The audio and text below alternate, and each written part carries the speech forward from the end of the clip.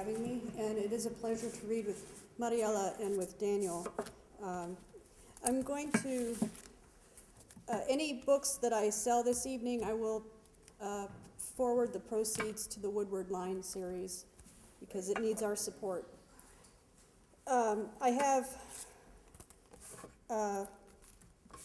maybe one poem I would like to share from The Sleeping, which is behind me now, but I still enjoy it. So this is a poem called Cicadas as Parable, and was written in the last cycle when these incredible bugs came and took over the earth for several days. It was written in Baltimore, where I used to live. They are impossible to ignore. Emissaries from 17 years ago, they come back because that is how often we must be reminded of how stupid we are and how we are slaves to our appetites.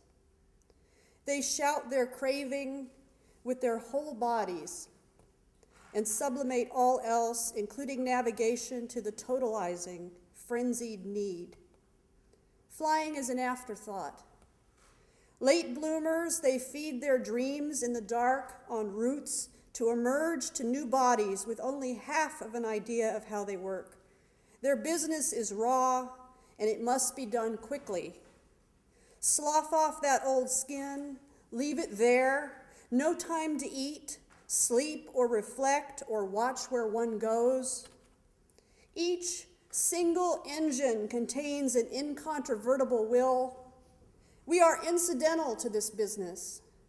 If we pause even for a moment, we provide a likely perch where one might find one's heart's desire.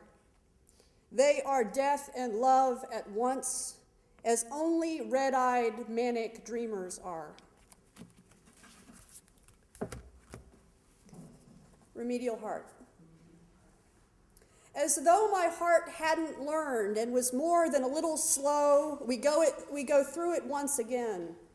Impossible love is relentless woe. Why don't you get it? Write this 100 times. I will not do stupid things to myself. I will not commit passionate crimes. It's not really listening again, or at most is just mouthing a distracted yes without ever changing course on its way to the next slippery mess. I have two poems that are sort of at the center of this book and are very short and complement each other in their way. The first one is just called After the Fall. There was nothing more to do but pick up that apple and chew, once bitten. Pick up that apple and chew.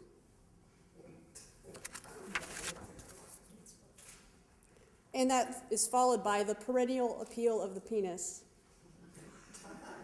Thank God it grows back to make its mute point again and again and again. It's not only not funny, that's very funny. Yeah, okay. 30, let me see. This is another short poem called Will Like Sound. In the muffled world of first snow, we struggle to speak. I'm flattened to the shard-encrusted road by history. No more than a whisper. I plead for volume. Refresh me. Let me labor in love, not doubt. I need a voice and a will-like sound, able to travel corners. And the title poem of the chapbook is called Cures and Poisons. A friend of mine asked me to write a poem about what was wrong with the world. So, this is what I thought. Cures and Poisons. The garden is a dune. Because we could, we did. Our midnight looks like noon. Modesty did not forbid. The boom went to bust. We spent an endless June regretting all the rust. Cures turn to poison soon. If only we were thin, we'd let the surgeons cut cut away the skin and sew the wounded shut, not knowing it was eyes, slightly out of tune, that couldn't measure size. Cures turned to poison soon. There were gifts to earn, free prizes to receive. We didn't have to learn how to not believe. An end could come to this, our ever-present soon, our monomanic bliss. Cures turned to poison soon. That box that I once lived in, once again a box, with some corner saved for sin and a pile of worthless stocks. If it was burning fast, if I had to grab and go, what part of the past would I forfeit to the glow? It's the great do-over if you didn't get the text. It goes to the new owners who will flip it to the next. Simplify, simplify. Send up the balloon. Smile at the sky. Cures turn to poison soon.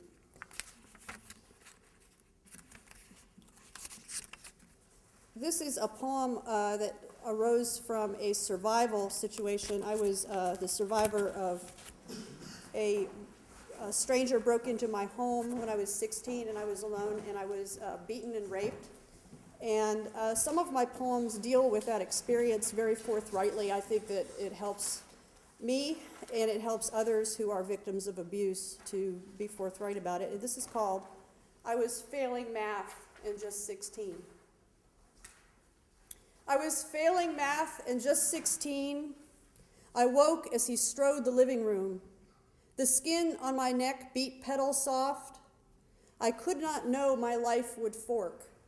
I had already taken the impossible turn. I rose to face him, and there we stood.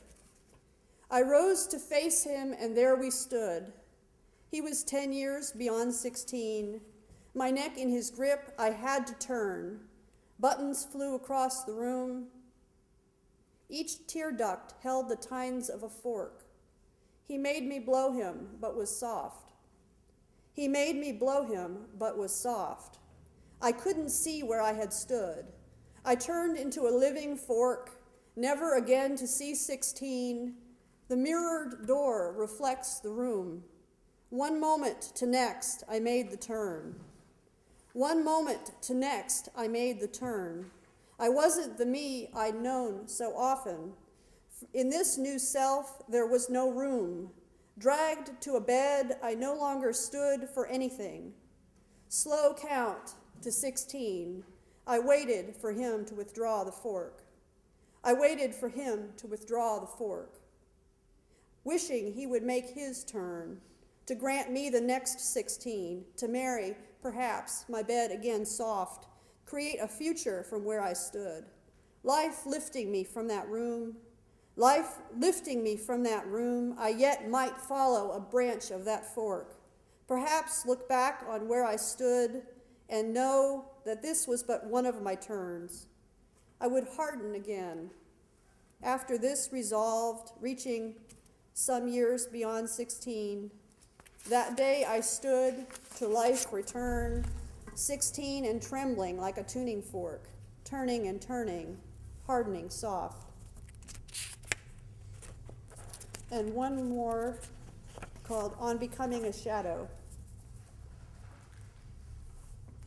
Of the things I've lost, one I miss the most is my body.